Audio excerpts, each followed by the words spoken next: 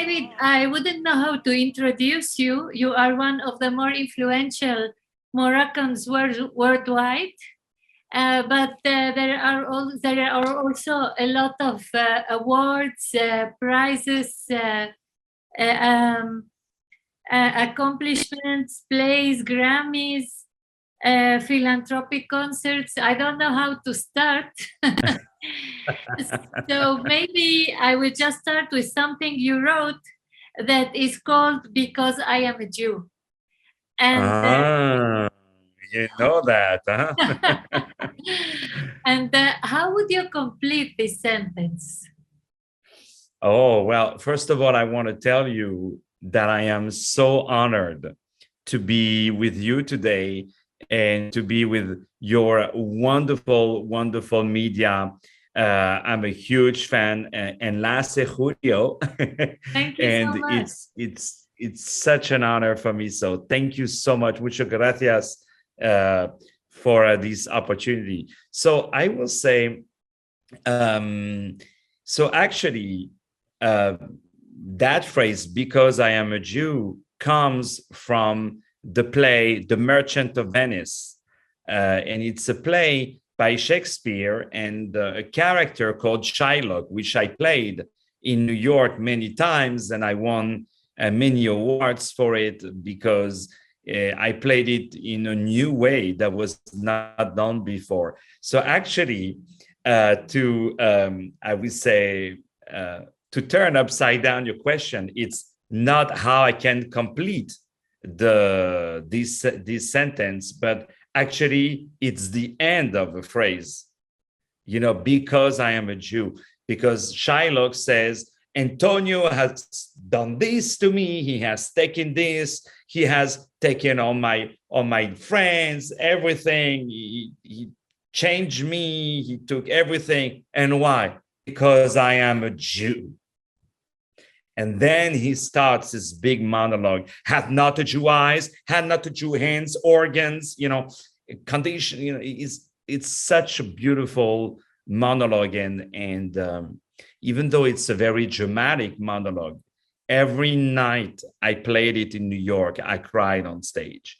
Like every night, like you could feel my costume. You could press it like this and all the water would fall because I was really, really exhausted. Like even when the driver was taking me from the theater to my home, I was falling asleep, So it was like really, really strong. So maybe I'm I would say an optimist because I am a Jew. I would tell you that.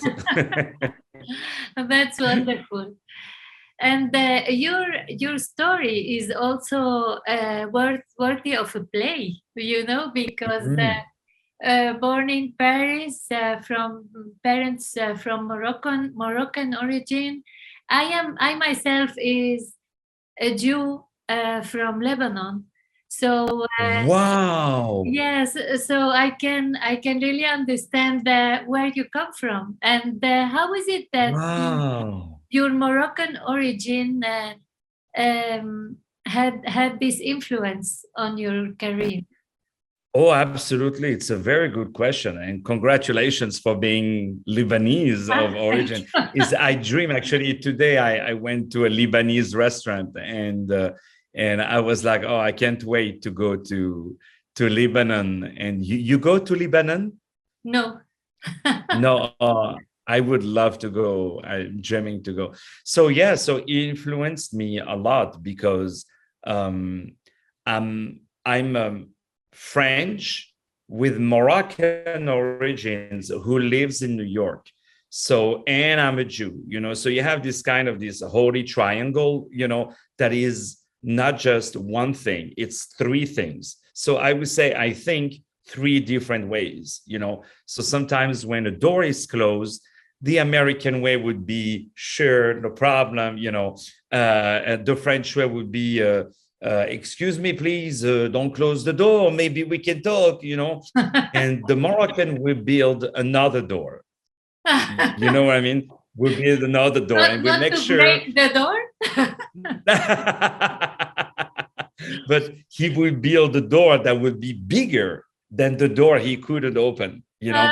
So I think that's what guided me, and naturally this I would say desire to really, really make people happy, even though sometimes I hate myself, you know, because I'm too ambitious, so I'm too much into my work and not enough for other people, you know. So, but yeah, that's I think how my Moroccan origins guided me. But I think it's more than the Moroccans, the Sephardi origins, the Latin also. So I think there's a certain warmth, you know, about the Sephardim, about the Moroccans, and yeah, it goes by the generosity and you know, in Morocco, it's a lot of a vocal tradition, I call it. Like people talk more than they write, you know. So I would say it's less on the contract. It's more about shaking the hand and your word is my word, and we bound. And so I try to keep that. That's always very, very important. Does it work for you? I'm sorry? Does it work for you? Oh, yeah. Well, I have no choice, you know. Also, but I Because would tell you that. sometimes you have to make a contract, and it has to have Oh, yeah, a trust me, small But print. no, you have to. But all the people that I've been working for almost 20 years now, I don't even think we've ever done the contract. You know, it's because there is that trust among each other that they know that they can give me $1 million in cash. I will not touch a dollar from it because I am very, very strict, you know, and sometimes I wish I could be more like less strict in my work, you know, like I want it to be perfect all the time. I wish I could be more. It's okay. It's not the end of the world, you know. So I think it's good to have a balance between both. Well, it is amazing. And tell us a little bit how a nice Jewish boy from Paris and he's from a Moroccan family gets to have his show on Broadway. Oh, well, ever since I can remember, I was fascinated by American entertainment, you know, whether it was the movies, whether it was music, whether it was the style of life, I was just fascinated by it. And I always said to myself, oh, you know, one day I'll go to New York. And even when I was like 10-year-old, I would lie to girls at school and tell them I went to New York, you know, already, you know, and the girls would be like, oh, wow, tell me how it is, you know. So I've always been very attracted by America and by the city, and also what this country can build, you know. And then I realized that America is actually a mix of the whole world, you know. So that's also what is interesting. And then after, you know, I first wanted to learn from the best. So I went to study first to New York. And then after, I wanted to be sure that I would make my name first in my own language, in my country, with people I know, you know, first that I know it's good, and step by step, you know, first London. And then after I was like, okay, now I'm ready to go to New York. And after, you know, I always say, when you can deliver, you know, there is something in you that people are like, well, he can deliver. I don't even need to hear him sing, you know, because there is something in you that you're confident about yourself, because you know that you have worked, not that you're good, not that you're the best, but they know that you have worked hard for it. And I work hard every day to listen to my performances and see how I can improve. And and make all my shows better, you know. But how do you manage to do so many things in so little time? It is amazing. I was trying to read everything you did, and and it's really amazing. How do you do? Are you very well organized, or how do Yes. you do it? Absolutely. You're absolutely right. Thank you for saying that. No, organization is very important. I can show you, I have books, by example, here, where I write everything. This is today, all the stuff I need to do. And then, by example, I have projects that this is what I want to achieve for, let's say, this month, you see, so, and this is a schedule that I have, you see, August, so I put all the stuff. So not only I get very organized now, but everything that I can do today, I do it today. I never wait for tomorrow, so it's very important for me to always think ahead. And I mean, once you realize that there are 24 hours in a day, then I promise you there is just so much you can do. There's so many things you can do in one day, so but you have to be willing to put all of the hours. And then once you, by example, you produced a show, 2 shows, 5 shows, now produce almost 100 shows, Wow. So now I kind of I would say I kind of know really how to do it. So I know what I have to do first. First you start with this, then the venue, the casting, the this. Then after you do this, the poster, tac. Then after the promotion, tac. Then before you learn the role, tac. So I learned really how to do multitasking. And that was really my biggest talent, that I was always good to order, whether it was to order what was needed for something, but also to hire people and to give them the right directions, and to coach or brief them or to direct them in a way that I know the job would be done good, and also it's when you're a manager, when you are basically, I'm the CEO of my own production company, so you're also a mirror of your employees, whether it's the artists, whether it's the staff, whether it's the technicians. And when they see all the devotion that you arrive 3 hours, 4 hours, 5 hours before the show, and you clean yourself the stage, to be sure it's clean, that you do myself the cleaning in the theater, or even before, when I would clean the theater before to save $65 on the rental, because I said, no, you don't have to pay someone to clean it, I will clean it. So I would do that to save money. And then they see you going to the street before a show to give flyers to people, say, please come to see the show. When they see how much you fight for it, then they respect you a lot. And there is not a single job in everything I do that I don't know how to do, So I know how to direct, I know how to produce, I know how to act, I know how to sing, I know how to write, I know how to sell tickets, I know how to promote a show, I know which show to choose, I know the casting, I know all of that, because I explored it at a time when there was not even internet, So you learn all of it, and after, really, it's a drive. It's always the next one. What's the next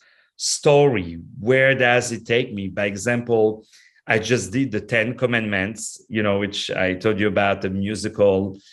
This musical is from France originally, but I adapted it in English and brought it to America, and it was a big success in New York. And now I have all the biggest musicals of France and Italy now, that they want me to bring it to New York and adapt it in English and sing it in English and all of that. So I would have never thought that 2 years ago I would be taking all these big musicals, bringing them to the US. So I kind of follow wherever the story and your life goes, and I think that's really important, because it shows that you want to honor the people that you have in front of you. The people who are giving you the opportunity, you honor them, because it's such a human thing to love the people who don't want you, to love the people who did not choose you. So I do the opposite. Is whatever comes to me, I say thank God, thank you, and I do it 100%. Are you religious? Are you really a religious guy? Are you a believer? Oh yeah, well, it's funny. It's I don't do all the Jewish holidays. Okay. Obviously I don't do Shabbat, or even though I try to do it as much as possible. But I would tell you that I have such a connection with God, with the culture and everything. And I think you went beyond that. It's now I feel really connected to everybody, regardless of your religion. Like I became very close to, since the Abraham Accords, to a lot of the Muslim people, which as Jews, we didn't really know, Muslims from Saudi Arabia, we would never met, from Emiratis, from, and now, of course, I knew a lot from Morocco and Maghreb, but now, thanks to that, we meet all these people, and I have so many people from Egypt, from all of these beautiful countries, who write me on Fridays on Twitter or Facebook. People I don't know, they write me Shabbat Shalom, my brother, and we write Shabbat Alikum, So it's so beautiful, and they send your hearts or the pictures when they are with their family, and they're like, we wish to all our Jewish brothers a nice Hanukkah holiday or something like that. So it's really a new era. And so to me, religion is also about that. In French, religion, it's relier, which means to link. Unite. Yes. Yeah, link. Yeah, unite. As exactly, you're absolutely right.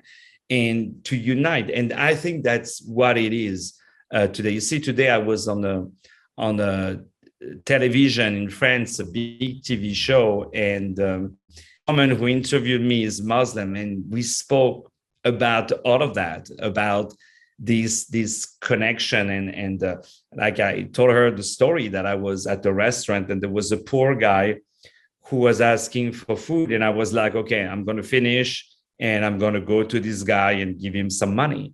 And I saw a guy who took boxes of food and brought him food, like maybe for a month, and he walked by me, and I said, that was very nice what you did. And he said, it's Allah who told me to do it. So I'm like, whatever religion, whatever you're religious, what matters is the good thing that you can do here today, Of course. And before we get to Moses, you have been playing Shylock, the Yiddish King Lear.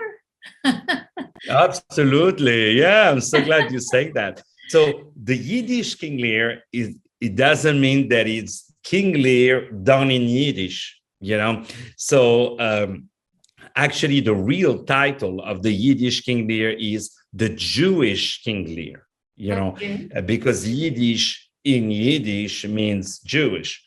Okay. So it's a play that was done originally in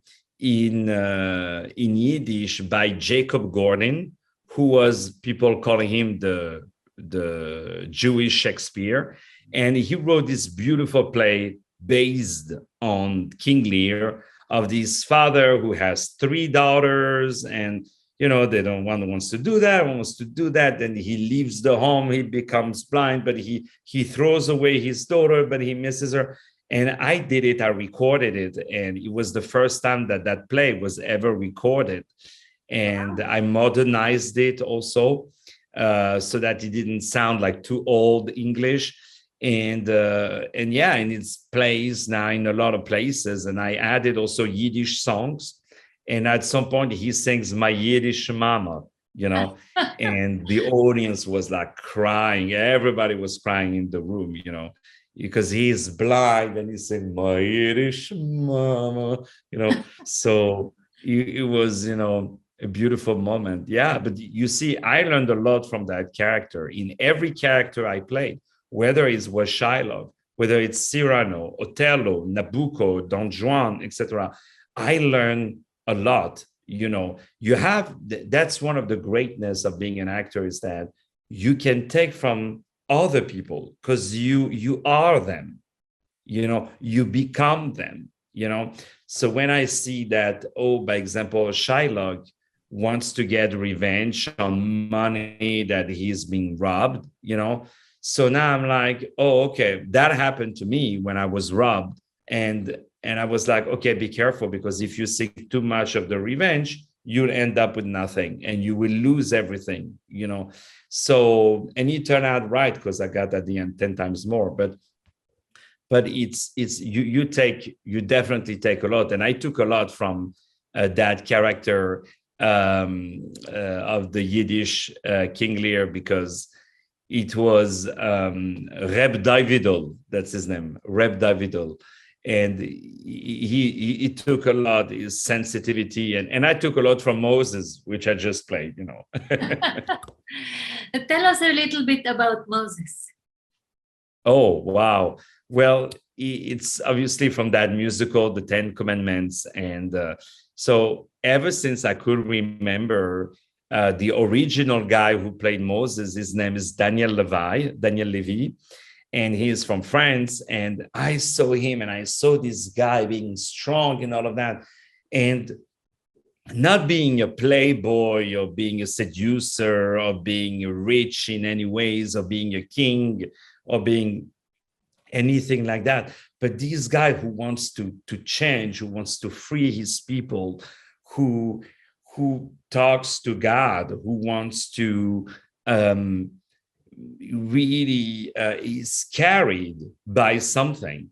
And that was what I wanted to do. So, of course, when you play the character of Moses, the way I build it is I wanted to build it very differently of any ways that this character was ever done before. So I really played it. I love to say it, but I really played it as the Shakespearean role. So at the beginning, he's very, joyful in everything. Then he understands what happens with his mom, his original mom who put him in the Nile. And then he's sent to exile and he's completely lost. He had everything. He was the richest man in the world. He was the son of Pharaoh, and then all of a sudden he has lost everything, and then he's happy. He has a piece of wood, a staff. He's taking like some sheep to go to the mountains. He has nothing, but he is happy. Then he meets God, and then he understands his mission that he has to take to carry all the people. And then he has that confrontation scene with Pharaoh. And at the end, again, he carries the people. He arrives in front of the Red Sea. And all the Jews go to him and say, why you took us out of Egypt? The army of Pharaoh, they're going to kill us. And there is a sea in front of us. So he doubts. He doesn't know what to do. And then he remembers, because he said to God, he said, you want me to go to Egypt, but I'm not a soldier. I'm not a warrior. No one would listen to me, And God told him, I will be there for you. So that's when he calls God, and then boom, the sea opens, But even after, he goes to God and get the 10 commandments, and then he gives the 10 commandments in such a way that he wants people to understand that men and women need laws. We need laws. We need to be told, you cannot do that. Otherwise, I don't like you, I take a gun, I shoot you. Oh, I don't like you, I take a gun, I shoot you. No, we need laws to exist. And also at the end, he ends with a beautiful message of love, because he says that, and that's what also I said at the end of the show. I said it's the oldest story of all time, is 5,000 years old, 3,000 years old. It's the oldest story of all time, but yet it's the most modern one, because there is adversity, there is hate crimes and all of that. And what I say is that we have learned nothing over this last 5,000 years, because people fight for the same reason. You see what's going on in Ukraine and throughout the world. And I say, what's the most frustrating is that we tonight, we can change that and build a better place just with little things. You don't have to change the world, just little things. And that's why the character of Moses is so amazing, that it constantly reminds you that you can do things, positive things. A man with a mission. Mm. And what is your mission, David? My mission is to read your website every day. So no, my only mission, my only mission is really to continue to do the work I do the best way possible. And I'm so happy because as things are moving, I get also different things. Like I did a movie about Eli Tahari, a fashion designer. Yes, that was amazing. How did you discover it? How did you discover him? Well, yeah, I'm the producer of the New York Sephardic Jewish Film Festival in New York, for which I thank you a lot, because you always write a word about it. So thank you so much. And then I decided to give him an award one night, and then after we got in touch, we continued to be in touch, and then COVID started, and I was like, okay, I cannot do shows anymore for a year at least, so let's start and do a movie, a documentary. And so I had the time to learn how to edit video. I learned how to film, how to become a filmmaker, basically. And I'm so happy, because in a way, you see, every time something bad happens, there is always some good in it, So when there was COVID, there was no more work. But then guess what? I had the time to learn how to film, So there is always some good into it. And it's free to learn today, because you can go on YouTube and learn tutorials and stuff like that. So it was, I did that movie, and it was very, very successful. He played over 100 film festivals. He won dozens of awards, and I'm so happy. And now I have 6 new movies. 6 new movies. 6? That half of them I filmed already. So now I'm doing the editing, and 3 of them I'm still. I'm sorry? Simultaneously, the 6? Yeah. No, I didn't film them like in the same time, but it kind of because once you film, it takes time for treatment. It takes time also for schedule, to be sure everybody's available, especially an interview on the documentary. Also, it takes time to get the archives. It takes time to get the permission of one archive. For example, I have a movie now that I'm doing. I filmed it in December. I am still waiting for the authorization of archives of other films, So if I would have had just one movie, then I will be waiting, 6 months, like without anything. So because I have all stuff, I keep constantly moving on all the projects, So you see, you never know where life can take you, and that's the beauty of it, What are the films about? So one is about a big filmmaker in France who is actually Sephardi. Her name is Lisa Azuelos, and she's very important, because all the movies that I'm doing, it's all about a person who started from nothing and who changed their own industry. So she really changed filmmaking because she started to do films also about the Sephardic woman, about the Jewish woman. So it was a narrative that was not interesting for a lot of people, but it was not interesting because nobody heard it, So it was very interesting, actually, how she brought it. And it's actually more interesting than any other narratives that you could hope, And another one is about a filmmaker called Eli Shouraki. So he's older, so it's like an old school of French filmmaking, which is very interesting. And one is about a pianist called Hélène Grimaud, a classical pianist, is number one.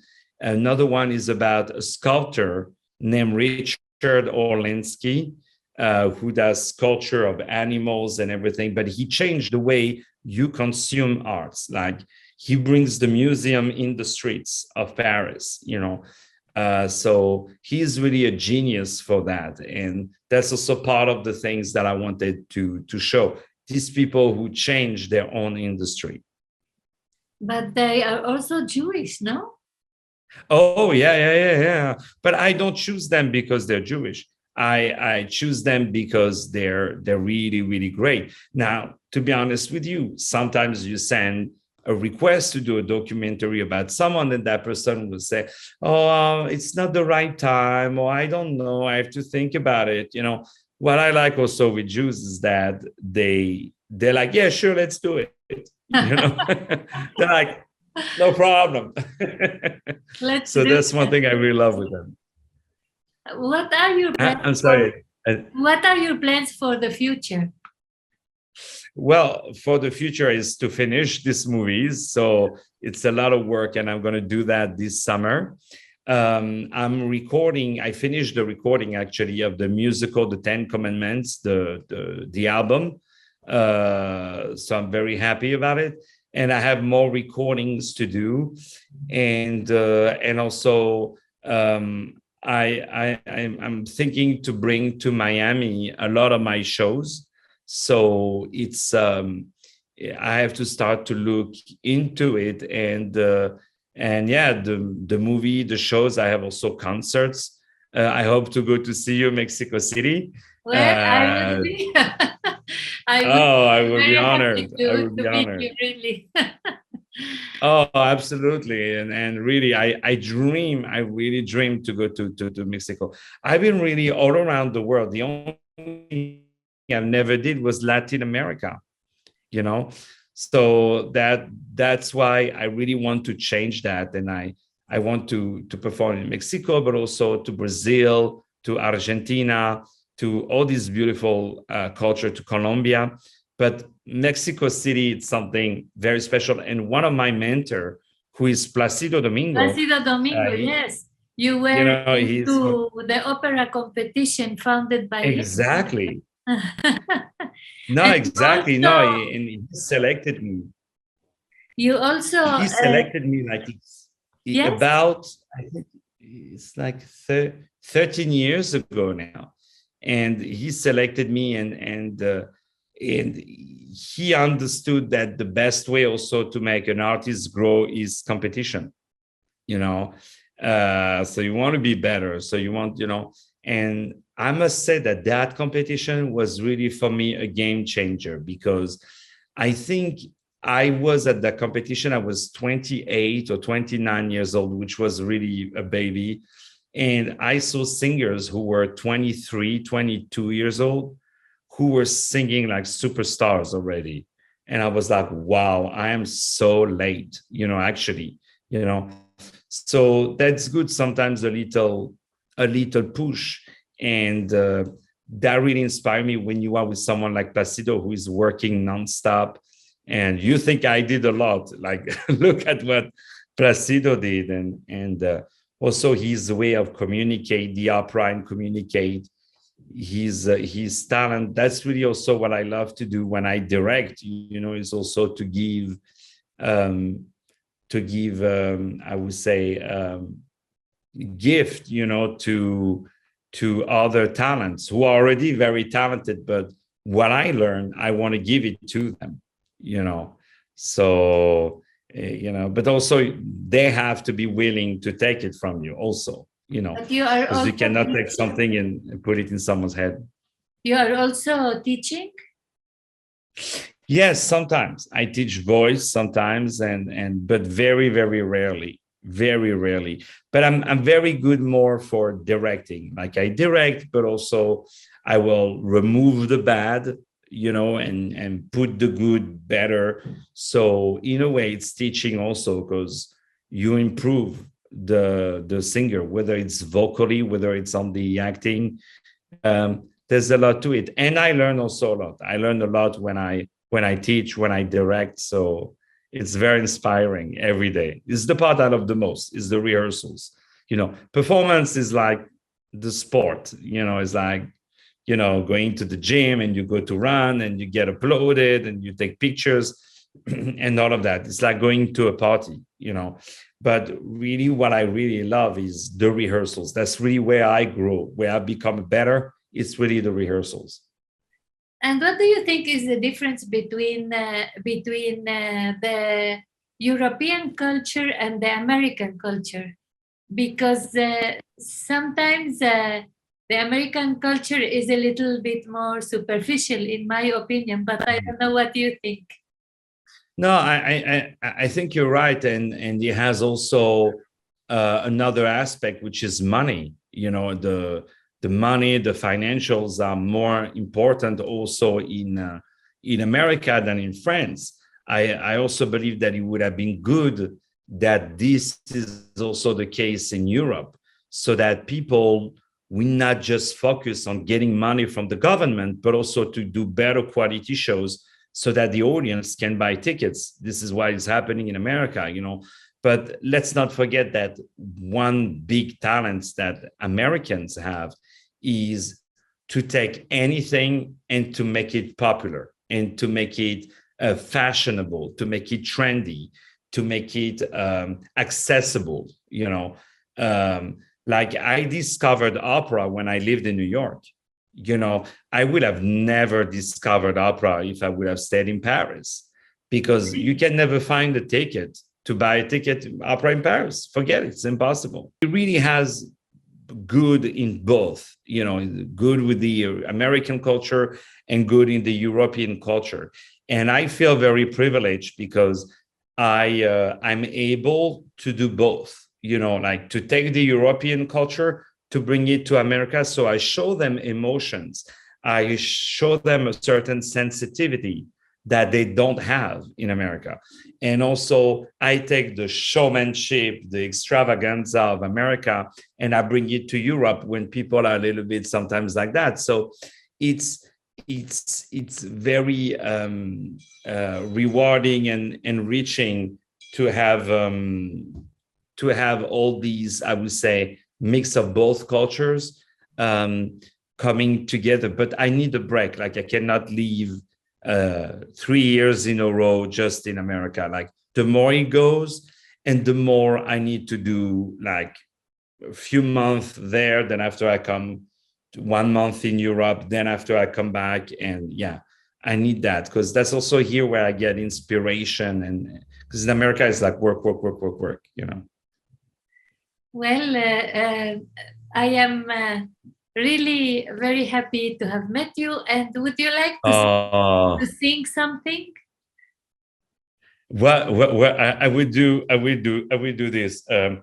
De la sierra morena, cierito lindo, vienen bajando un par de ojitos negros, cierito lindo, de contrabando. Now you go. Ay, ay, ay, ay, canta y no llores, porque cantando se alegra cielito lindo los corazones. So I cannot sing too loud because I think the neighbors, they're going to come and, you know. Well, I sing very little. I can do, bésame, bésame. But when I will go to Mexico, I will sing all this stuff. Granada, I sang or the mariachi. I really love this repertoire. I love Luis Miguel.